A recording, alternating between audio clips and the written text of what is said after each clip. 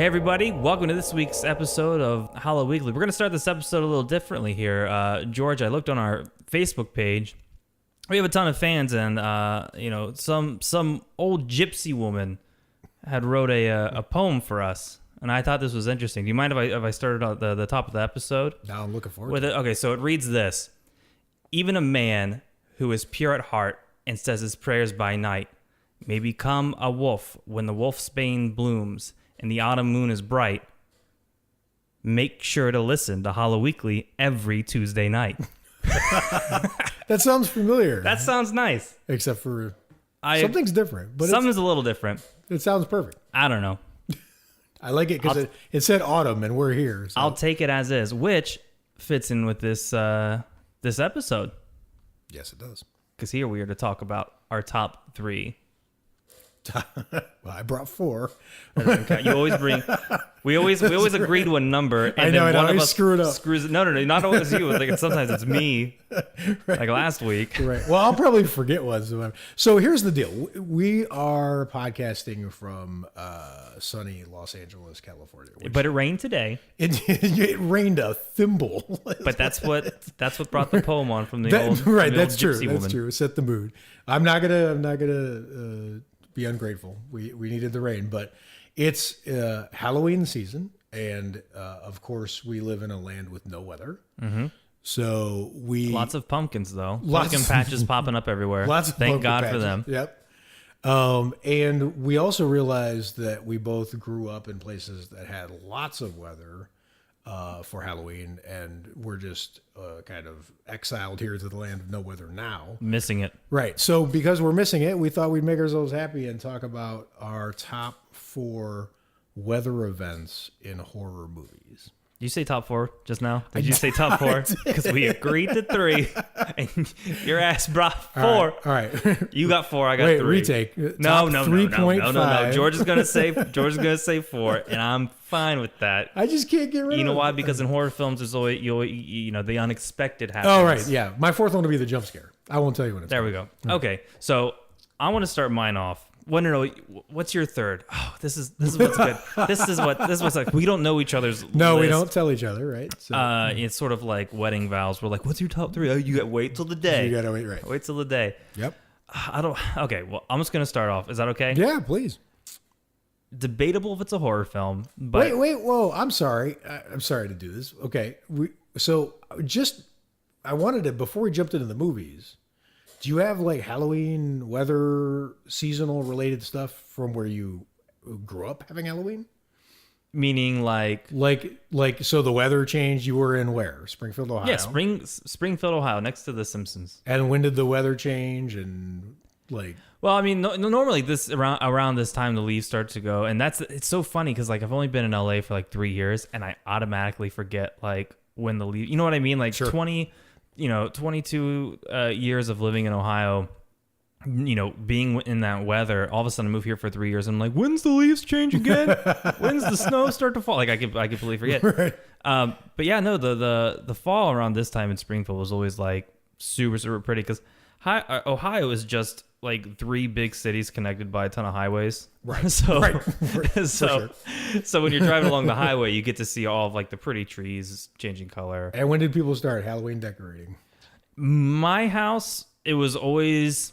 We started, if not on October 1st, like a week before, like late September. Sure. Like Halloween is a big deal. Even living in LA, now Snapchat's a big thing. I'm getting Snapchats from my family being like, showing me the stuff they bought on clearance last year at Lowe's. Like I think they bought this big inflatable spider that's normally like $200. They got it for like $20 or something like nice. that. And then tons, like they go to like Marshall's and all those other places Sure. to get, like the cool Stock stuff. up. Yeah. And that's where they got the like mini, like 1.5 foot tall headless horseman statue for me, That which we is put on like our Instagram. Yeah. yeah. And I'm going to probably have it on my desk all year round. So yeah, we would start pretty early. It was always a big deal. And did horror movies arrive with the Halloween season? Were you watching them while you were decorating? I was. My family's not huge Okay. on horror films. I was the one who really liked it. Like I remember, like we would watch horror movies sometimes. Like the kids. My mom wasn't a big fan. My dad's still scared by the Evil Dead.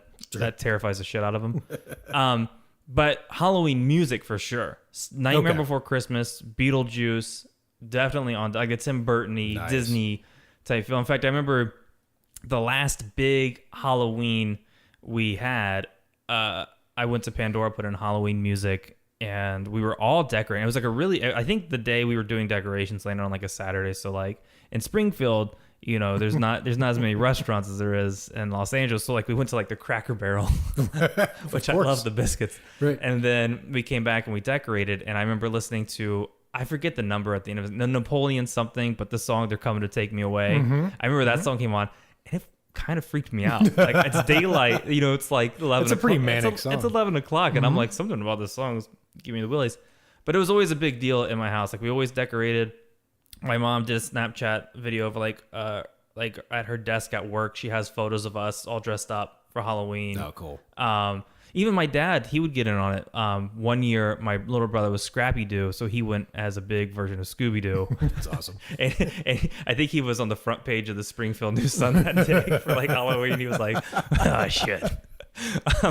And I was an executioner that year. Oh, good. And I didn't want to carry the axe, so my dad's wearing a Scooby Doo outfit, carrying an executioner's axe, probably confusing the shit out of everyone. No, it's a good costume. But it was a big deal. How about you? Like in your, because we're from like pretty much separate ends of Ohio. Yeah, I'm on the south and you're on the. I was Cleveland. I was in Cleveland. So, but the one striking thing to me that I really liked that I miss the feel of. I mean, besides just the season. That I miss is Halloween was a game changer, the movie and the franchise. Mm-hmm. And it was a game changer because Cleveland, as everyone knows, until recently has suffered from an inferiority complex in the world forever, right? So Cleveland felt left out of everything and like at the periphery of everything. And what happened was Cleveland's weather would change towards the end of October to perfectly match the weather in the movie Halloween. So when that movie would start to play in the week leading up to Halloween and that music would go, and you'd see it like in pieces, like behind, like, playing in the background or wherever you'd hear it coming out of people's windows. And it felt like this one big time movie was embracing like, it for once a movie felt like it was going to try to look like where you were instead of try to show you like LA or whatever like movies usually do, right? So it was just it was a really cool synchronicity between the season and kind of like what I saw around in my little kid's eyes and what was showing on the screen for once matched up, right? So I just thought it was cool. Did you ever dress up? Yeah, we dressed up. My mother was a super imaginative person with not a lot of craft skills. Mm-hmm. So I was there. She made an amazing robot costume that I vaguely remember that I must have been tiny. What I don't even remember. And then I was like Dracula for 7 consecutive years. Yeah, right. I don't remember this costume, but I obviously wore it because there's photos. My mom made me a Raphael Ninja Turtle outfit. I was always did you love dressing up? Was that a big I thing? did not. I loved Halloween. I didn't personally love dressing up. I like seeing what other people were dressing up as. Yeah. But I'm more of an observer, so I wasn't really so much into, because a lot of times like I wanted to maximize how much ground I covered collecting candy and seeing things. And if they put you in a costume that slowed you down, it was annoying to me. Yeah. The secret though is friends, brothers and sisters and family members. You got to get the whole mafia. Oh yeah. Well, whole mafia in on it. I thought you were going to say the secret's a segue. But I wish. Right. It was too late for it was too late for that. I would do it though. Yeah. So you were Dracula for 7 years. Yeah, and then I think that was it. Was that the end of it? I think I went out on a very repetitive note. But I mean, that was the thing is I remember, like, I have fuzzy memories of so many holidays of other people. Family stuff, yeah, I remember. But what other people were doing, what they were doing for Christmas exchanges. I have almost no memory of, but I literally can replay in my head years worth of the costumes that I was seeing. It's just such a cool night, right? Like when you see people out. And I remember like the trends too. Like we were talking about this totally when we were out looking at some of the Halloween shops here in LA. We were talking about, you know, the era or seasons when Ghostface was real big. Mm-hmm. I remember that one vaguely. I was always like a video game character. Like I was Sub-Zero from Mortal Kombat, but I wore the costume backwards. I had no idea. Let's see, the Hulk. Oh, when I was little, I don't know why this just triggered in my head, but I remember I was Wolverine for like a really long time. Sure. But I was Wolverine like past Halloween. So I would wear the costume like all year round. Like I would go home from school and get in the Wolverine costume, and it had like a fake 6-pack. Oh yeah. And everything. It has to. I loved it, but I haven't dressed up since. Well, we ran out of weather, and then we ran out of the urge to dress up. So and honestly, I think the weather has a big thing to do with if there was fall leaves and dead tree, leaves or trees with no. Well, there are. We got to drive 50 miles to the mountains. Yeah, but then there's no people there. All right. So speaking of weather, I'm excited. So you're going to kick off your number 3 of your favorite weather events in horror. Mm-hmm. In horror movies, and yours is? Okay, so first one can be debated for horror, and I consider it horror considering where we grew up. It was very much like a very possible thing to happen, which is tornadoes.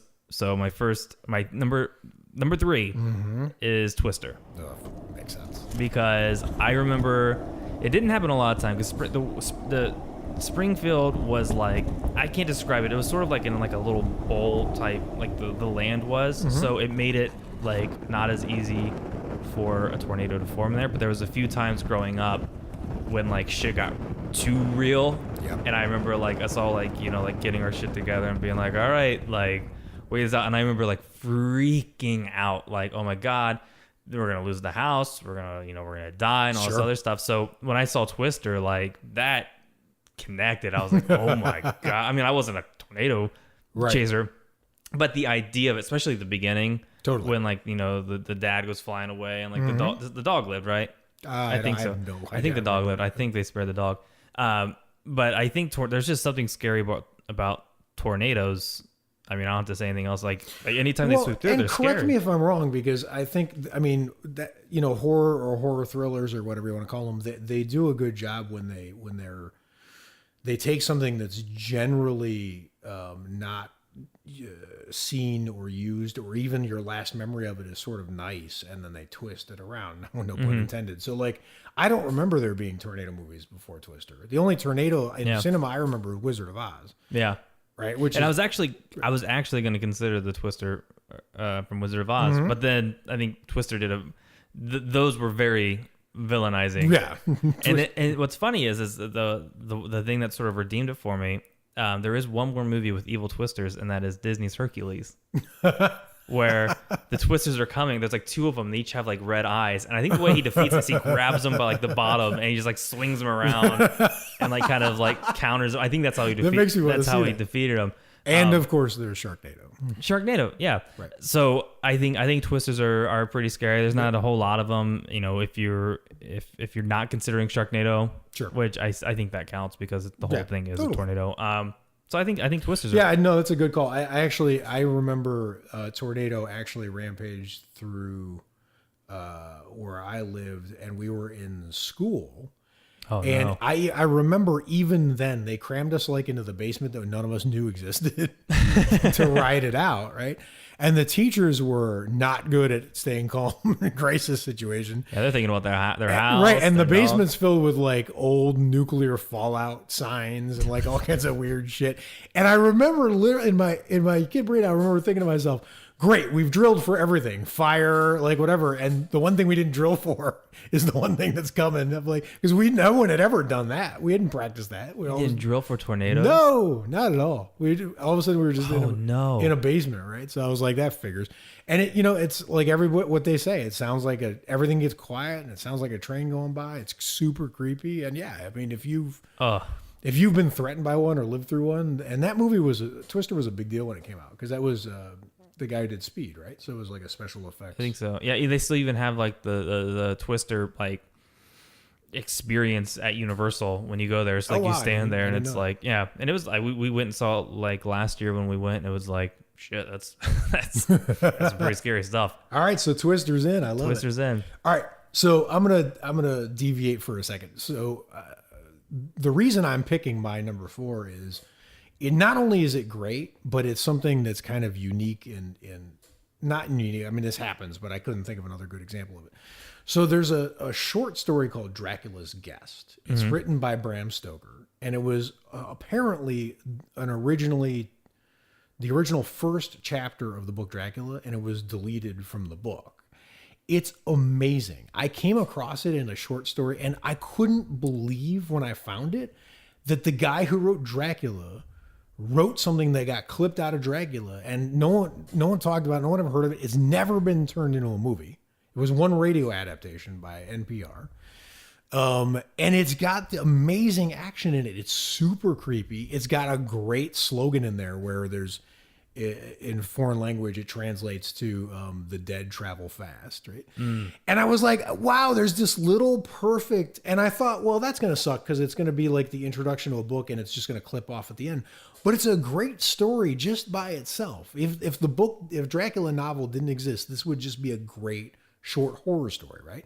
So the reason I'm bringing this up is because this is how I feel about the beginning of Friday the 13th Part 6, Jason Lives.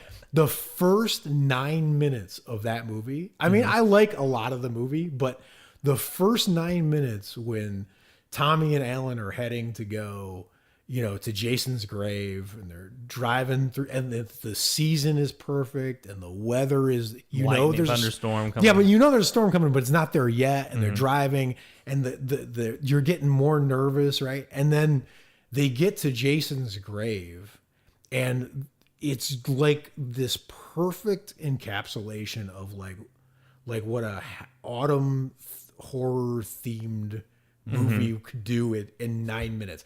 I could chop the 9 minutes out and not watch the rest of it, and it'd be so happy just from what it is. It tells a little story of its own, right? And I mean, obviously the most amazing part of it is that when they crack open Jason's grave, like there he is, like he's just a mass of worms. Like, he doesn't even look big anymore. It looks eaten away and like whatever. And Tommy freaks out and jabs Jason with this big metal rod, trying to jab him the heart. He's like, "Fuck you, Jason," or whatever he's saying. And he turns around to get a can of gasoline to dump on Jason to set him on fire and end this nightmare, the recurring nightmare of Jason coming after him. And then lightning hits the pole that he jabbed in Jason and resurrects him, boom, on the spot. And it's like this dark slasher update of the Frankenstein lab lightning bolt thing, right? And just because it's so perfect in and of itself, you don't even need the rest of the movie for it. That I was like, this has got to go on. This is my number 4. So number 4, Jason Lives. Now I want to read Dracula's Guest. It's so good. I didn't even know it was a thing. Fucking good. I can't even tell you like what happens in it is, and you don't even expect like some of the things that happen in there, but Dracula makes an appearance as a wolf, but it's super creepy and I want to check that out. So thunderstorms. So lightning from Friday the 13th. All right. So do you want me to do number 3 since we're do number 3? I got one more. Do number 3. Yeah. Okay. All right. So I'm gonna. This is a little bit of a curveball. I'm gonna cheat a little bit. That's fine. So heat and heat waves, I think, kill more people than any other weather events, right? In real life. Mm-hmm. So I think of heat wave as a weather event, right? Obviously. And when I thought of it, the thing that popped into my head was this little fact I read about Texas Chainsaw Massacre. The events of that day were to lead to the discovery of one of the most bizarre crimes in the annals of American history, the Texas Chainsaw Massacre. Right. So Texas Chainsaw Massacre is sunlight horror, right? Mm-hmm. It's like the only thing that's not sunlight horror about it is when they are in that crappy house with at the dinner table and behind that terrible door, right? But yeah. You're going from dark to every time they're outside, it's light, it's hot, it's oppressive, So when you read behind the scenes about this movie, there's literally this thing that the cast said that inside the cannibal house while they were shooting 7 days a week, 16 hours a day Oh, through the whole thing.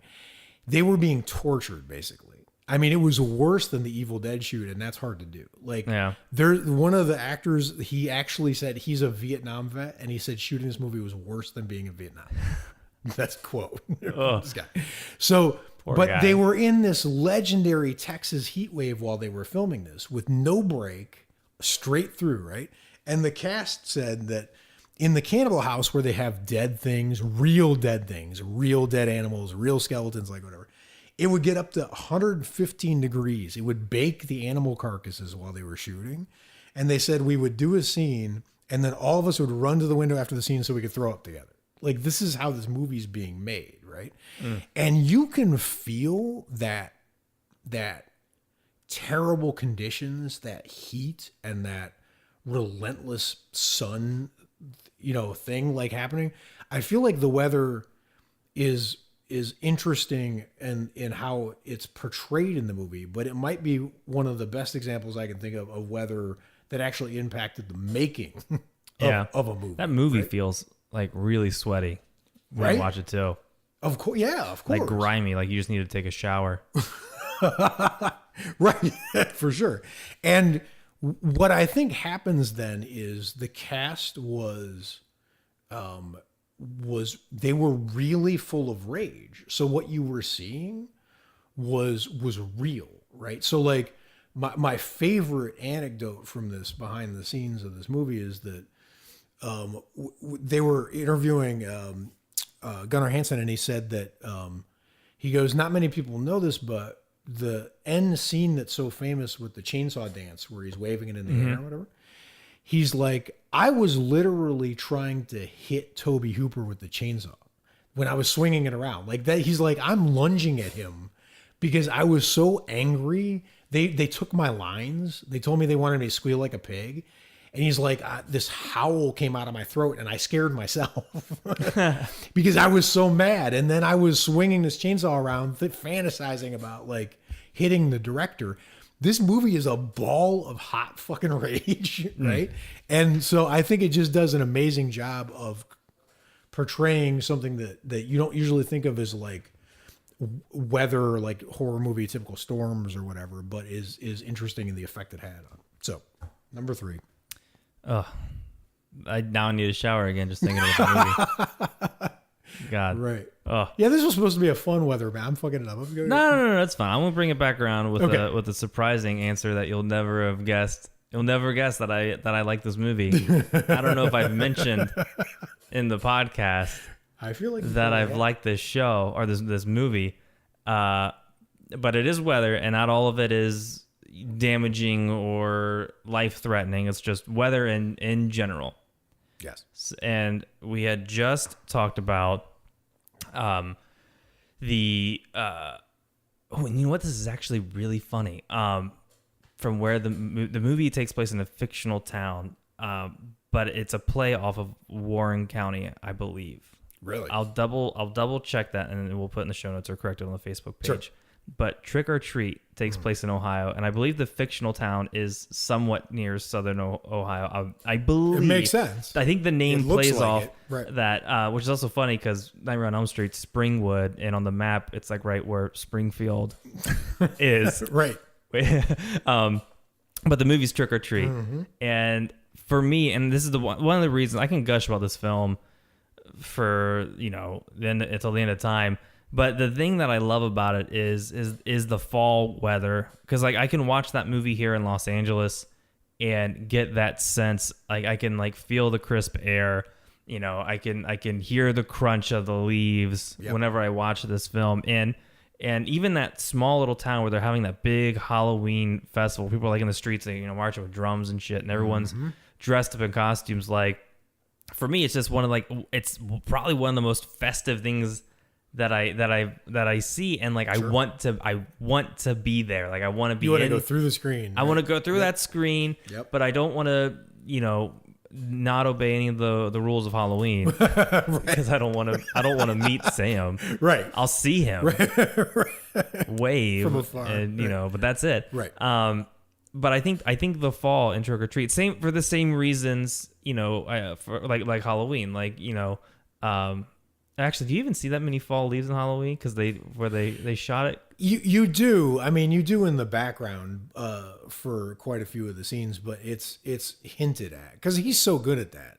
Like he's giving you just a little slice of something that makes you feel like it's all around. Because I don't think they shot that whether it was fall. No, not at all. So I think it was all fake leaves. But Trick or Treat, even if they're fake or not, like it still like makes me feel like really good watching the whole thing.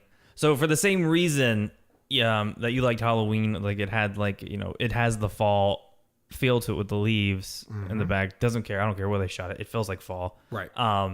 Is why I love Trick or Treat. It's so, because I love like the festive feel of Halloween, and that just like that shot of them like in the streets, having that like when it has like the couple coming home from the party, he has like the Halloween decorations in his front yard. It reminds me of how other people decorate their house in the Midwest. Like it's like a fun, hokey, can be pretty spooky type of feel. Well, it's fun and threatening, and that's a combination that And I love how the first kill happens. It happens to the one lady who's like, for some reason she's real hell bent on taking down the Halloween decorations like immediately. Which first of all, I'm like, no one, come on, any sane person would try to celebrate Halloween for an extra 2 months, right? But I just love how like, it makes taking down the Halloween decorations frightening, just the way she's pulling off the rug or the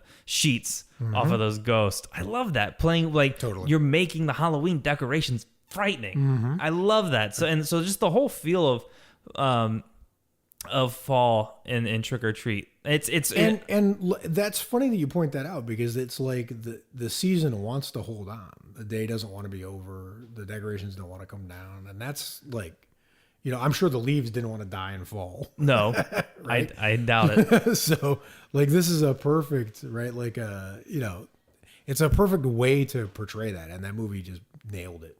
Yeah. So Trick or Treat for giving me a little slice of heaven. So that's your number 2. That's shocking to me. I can't wait. That's my number 1. And what's that is your fucking hilarious? I just realized this. No, I'm not gonna say it. Go ahead. You go ahead, and then I'll tell you. You got one more, right? I got one more. Okay. I got one more, but it just clicked with me why this is funny. My number 1 pick. Okay. All right. So my number 2 is a movie that I've actually talked about on the podcast before, so I apologize for the repetition, but there was no way for me to leave this out. It's a movie called The Night of the Demon, and there's an amazing scene in this movie that's so ambiguous, and the movie doesn't ever really solve it, and it's really striking the way they do it. But there's a guy who's one of the great villains of all time in horror movies. He's based on Aleister Crowley, and his name's Carswell, and he may or may not be a black magician. And he's confronting a skeptic, and this skeptic guy is like,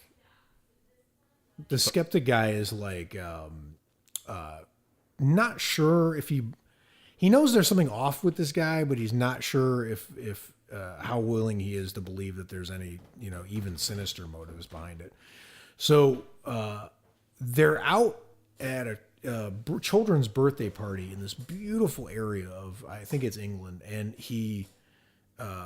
they're dueling back and forth kind of verbally and handing out chocolate bars. Handing out chocolate bars after jump scares, which is like that. Which frightened me. You showed me a clip a while back, and I completely forgot about it. But the gist of it is, what happens is the black magician says, "But how to prove my point? Ah, yes.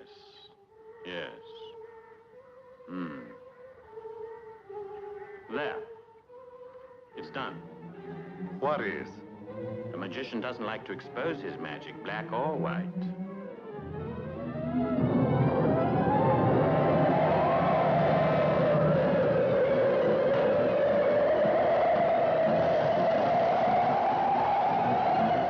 how can I make my point to you?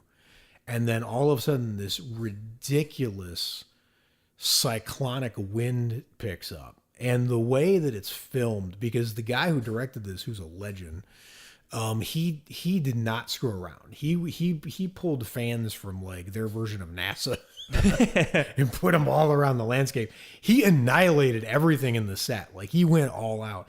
And it's such a great moment of like the skeptic, he's trying not to run, but then lightning's hitting the trees and tree branches are falling around him and he freaks out. I remember correctly, it sounds like there's almost like a Fantasia score Totally. behind it. Totally. Am I right? They're totally. If I remember, yeah. Absolutely. And then he bolts to get inside. And the next shot is this wiped out children's party. People in costumes running back and forth and parents trying to shield their kids. And I don't think these people who were acting in the scene had any idea of the wind power the director had brought. Because it looks real reaction to it. And then they get inside, and it's actually my favorite part of the whole scene is when they're inside and the black magician reverts back to kind of like the English mode of, well, that was a thing, let's have tea. And then behind him is this cyclone is wiping everything out outside the window, and they're just having this civilized conversation where the skeptic's trying to figure out what actually happened. And it's this great moment of complete calm in a horror movie with total chaos in the background. And I just love the combination of it. So it's only a 2-minute sequence. You can find it online. But wind. But yeah. You know what's funny though? I wonder if Cyclone. they had been there long enough. Well, it depends on where they're at. If it had picked up to be a twister and Helen Hunt and what's his face just fly by the window. Well, there's actually a great moment later on where he gets the skeptic, who's Dana Andrews, is an amazing actor. He gets chased through the woods by what appears to be like a fire smoke ball, and the whole movie just does a really good job of using the atmosphere, the nature, the setting around it to terrify him. So great movie, but that one sequence is my favorite. Worth it. So far we have a twister, we have a heat wave, Yes, we have fall, right, and wind, yeah, and we have a lightning bolt. and we have a lightning Resurrects bolt. Jason. All right. So what's funny about my number one, Yes. I just realized both are from Michael Daughtry. Daughtry? Really? Yeah. Daughtry or Daughtry? I don't know. I think it's Daughtry, but Daughtry. That's how I assumed. If it's wrong, please come on the show and correct me. please. So my number one movie is Snow in Krampus. Oh, damn. How did I not see that coming? I wouldn't tell him the number one. Oh, but I'm so mad at myself. As I was talking about Trick or Treat, I was like, wait a minute. Right. It's the same. Right. The same guy. Same dude. Wow. He dominates your weather. He dominates. Yeah, he's like you know, He's the Al Roker he's of your Storm. horror. Yeah, he's the Al Roker of your horror genre. So also being from Ohio, we get all the weather, Right. and sometimes we get some pretty shitty blizzards. So yeah, some pretty bad snow and ice storms and all that other stuff. And when I watched Krampus, they get snowed in. You know, we didn't get snowed in as bad as they did in Krampus. You know, because we didn't have actual Krampus, you know, terrorizing the holiday season. Right. But the snow, it reminded me of like when I was younger in school and like the big storm comes and you're kind of like, well, I guess we're stuck inside.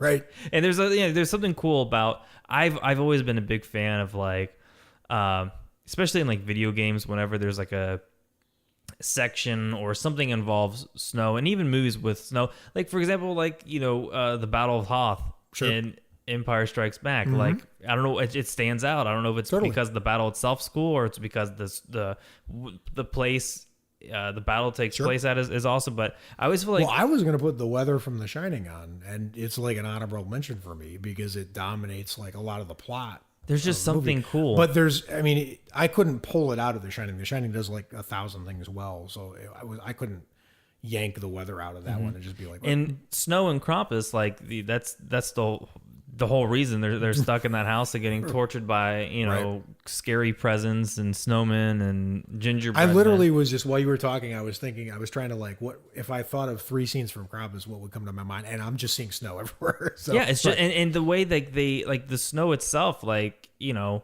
you can put those creatures in your house. Like if it was a Tales from the Crypt episode, for example, if you put, those really freaky snowmen outside or the killer gingerbread men in the kitchen, like that's scary, in and out of itself. But you put me in a place where I'm completely snowed in. You try to escape. Like they try to brace the storm and go further, but you just can't because Krampus is out there and he's got a big old chain. He's gonna stop you. Right. But I think it just adds a level of intensity to it. Totally. And hopelessness. Because you're like, I'm stuck inside. Things are coming in to get me, and I can't go out. Like it's just and that's the thing is that you have to notice as a child who in a place that has bad snow weather, that the most festive holiday of the year for most people is taking place at the worst fucking time of the year to celebrate. It's a pain in the ass to get anywhere. Dangerous, bleak looking, right? Yeah. Like it's right, and then Krampus is of course like the same kind of thing, right? Like it's a bleak version of something that shouldn't be bleak, right? Exactly, and that's the cool thing about when I was watching Krampus, because one, I loved it, not just because of the director. Like I think because most of the time if one director makes a film, I'm like, I like this thing. Like I honestly believe Krampus is a great film, not for sure trying to just rub off the love of Trick or Treat. But the thing I found myself thinking about while watching the movie was like, there's two ways you look at Christmas. You look at the winter weather in your lifetime. One, as a kid. Yep. When you're like, yay, snow, we're going to build forts and snowmen and snowball fights. School's canceled. Yep. Yeah, school's canceled. How great is that? Yep. And then you look at weather as an adult. Totally. And you're like, I have to drive in this shit. Yep. I'm going to die. I can't, shovel it. Yeah, Yep. I can't. I have to go out and shovel it. I can't go to the store to get groceries. And then you just look at it and you're just like, well, fuck this shit. I'm not a fan of that. And and that movie gave me both of those feelings. One of like, yeah, snow, very festive. Yep. Can't leave the house because it's snowed and we're gonna die. Right, totally. And I think it was just the perfect use. I love it. The perfect force of weather. I love it. And it was your all-time most guessable number one, and I can't tell you how disappointed I am in myself right now. I did not see that coming. Unbelievable. Yeah. All right, well, my number one is going to be a repeat of something we already covered weather-wise, and I'm going to try to argue why it has to be there. So my number one is the thunderstorm in Bride of Frankenstein. Now, there's a reason why I'm interested. Why I'm going with the thunderstorm in Bride of Frankenstein and not the thunderstorm in Frankenstein. And this blew my mind when I went back and watched it. So you gotta go back and watch what happens here. So the original Frankenstein, the thunderstorm, you don't see it at all. Nothing. Okay, so and that's not how I remembered it. I remembered a huge thunderstorm in the original movie. If you go back and watch it, they put Frankenstein's creatures on a platform. They push the platform into the air, and then there's all these shots of Frankenstein in the lab and all this stuff, and the doors open and Frankenstein goes out on the roof, and there's a flash of light, and then they pull him back down. There's nothing. There's no storm. It's just the sound of a storm, right? Yeah. So Bride of Frankenstein does thunderstorm so much better, and it's one of the coolest visual effects in an old movie. And James Whale, the director of both, I think he was so clever the way that he staged this for two reasons. One is, when you look at the laboratory in Bride of Frankenstein, you remember all that equipment in there, the Jacob's ladders and the things with the sparks and the things with the globes and electrical impulses are jumping back and forth, right? So like when you watch it, all that electrical spark action that's happening in that movie in the glass, they're all symmetrical. They're all glass. They're all caged. They're all under control. Scientists have this shit controlled, which is funny because the villain in Bride of Frankenstein arguably is he keeps miniature figures in glass containers on his desk, right? So like what's amazing to me is you've got this vision of inside the laboratory where electricity is under complete organized control, under the thumb of scientists, right? And then they open the roof. And unlike Frankenstein, first of all, Victor Frankenstein himself goes into the storm in this one. He goes up. The bride stays in the lab. They bring a huge electrical device down to connect her so that she gets shocked from the lightning. But he's the one who goes into the storm. And one of the greatest visual moments of any horror movie that impacted me visually was as soon as he gets out into nature, top of the roof, you see all these torches in the background, and they're all just getting whipped by the wind, and they're all like chaotically left, right, center.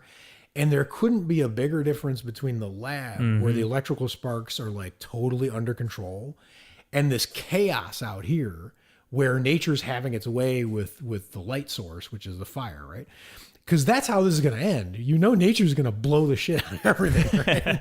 So scientists don't have it under their thumb. They don't have it under control, right? We know that, right? So this is just such a more magnificently portrayed storm than what I remembered in the first one when I went back and looked at both of them. The Bride of Frankenstein had lightning bolts in her hair, for God's sake, right? And then the other thing that's to me is so clever about it is, so lightning is this threatening natural source that dominates horror movies. It's by far the first thing you think of when you think of lightning and thunder is the horror movie weather, right? So what is man's attempt to control lightning? It's lightning rods, right? So you erect a thing and the lightning strikes the metal rod and the lightning goes into the ground and you're safe, right? So Dr. Frankenstein has essentially built a lightning rod, except for instead of putting the lightning into the ground, he's putting it into the bride, right? So what happens when why do we build lightning rods? If lightning strikes your house, you're afraid your house is going to blow up, your roof's going to blow up, your house is going to set on fire, right? So you put a lightning rod in, that way you're safe, right? So Victor Frankenstein puts the lightning rod into the sky, the lightning bolt hits the bride gets up, rejects the Frankenstein's monster pulls a lever and blows up the castle, which is what would have happened if lightning hit in the first place. Right? All he did was delay it 2 steps, right? So like weather had it's literally the lightning at the end of Bride of Frankenstein is like death in Final Destination. Like you're just not going to escape. I was going to blow up this castle. You tried one way or another, right? And you participated. You helped that happen, right? So the way it's staged is like this incredible reversal of the scientific process is organizing and making things more under control, and it's this moment where man feels like I'm going to take weather and I'm going to basically enslave it. No, you're not. Yeah, just like the monster. Right. You're like, no. And that, to me, that is like weather's starring moment in horror is when it's like, you know what? Fuck you, mankind. You don't deserve this. You don't have this under control, right? So, weather. That's it. So lightning, sorry for 2 lightnings, but I just said it. No. What's the lightning never strikes twice? It did in my list. It did. Damn it. It did right here on Hollow Weekly. What a fitting place for it to happen. Well done. That's a good one. And the bride's just that's a character we've talked about not too long ago. Yeah, I mean it's one of my favorite characters because it's this would have been a trivia question on the Hollow Weekly Facebook page because it's the kind of thing that we would do, but she has to be the most iconic horror movie character in history. With the least screen time. I mean, she's on the screen for a while. It has to be 2 minutes tops, and she doesn't appear in any other movies, not that I'm aware of. So, like, she made her mark on horror movie history with just one startling appearance, and that, and that's the kind of thing is like Frankenstein's creature says one of the wisest things in any horror movie. He lets Dr. Frankenstein go, who's done bad things but is still a flawed, probably good person, with his wife, and then the evil guy and the bride, who's going to have a horrible life. It's not her fault. She's just made wrong. They're in the castle, and he pulls the lever, and he's just like, "We belong dead." And Weather agrees. Weather's like, "Yep, that's right. We're on the same page." somewhere Frankenstein monster. Zeus is like, I told you that place was gonna blow up. Bueno. Those are ours. We would love to hear from the fans what your favorite instances of weather phenomena, events, seasonal things in anything horror weather movies or horror, TV series, whatever you think of. Yep. Yeah, TV shows. Bring it on. Right. Anything weather. And as long as it doesn't involve Hercules destroying it in one way. Yeah, please not. So that's Hollow Weekly. Follow us on our Facebook page at Hollow Weekly. Mm-hmm. And with Halloween coming up, get your costumes ready. Oh yeah. And let us know with the weather permitting. Let us know what you're gonna try to be for Halloween. Perfect. So until next time. Bye. Bye.